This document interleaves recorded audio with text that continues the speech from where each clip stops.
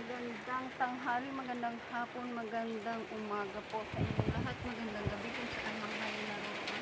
Ayan yung napapanood nyo po. Andito na po si Bagyong Christine ba yun?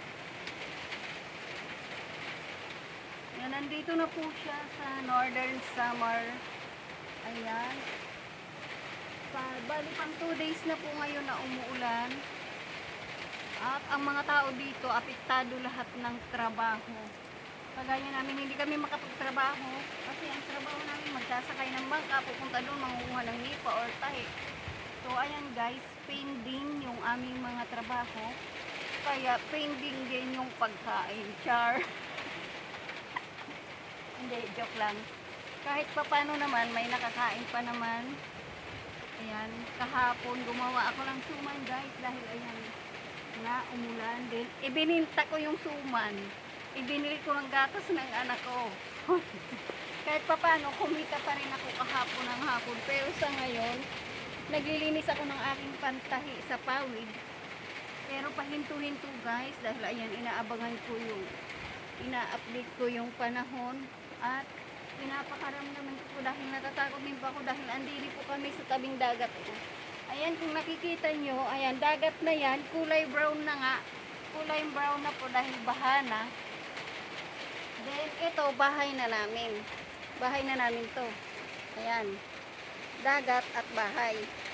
So, ayan, nakakatakot po. Ayun, may mga inaanod ng mga kawayan doon. Ayun, kung nakikita nyo po, kawayan yon, mga inaanod na. Bukas, asahan nyo. Kung update ko po ulit kayo bukas, guys. Eh, marami nang ano rin ng mga nyog, maraming mangunguha ng mga anod na bunga ng nyog. Yung iba nakakapag-kupra dyan ng dahil sa anod na bunga ng nyog. So, ayan. Yung kapatid ko guys, nagkupra sila nung linggo. Dapat ngayon nakapagbenta na doon sa maliit na lupain ng tatay ko. Dapat ngayon nakapagbenta na, pero gawa nga ng bagyo at maulan, hindi mapausukan yung kopra.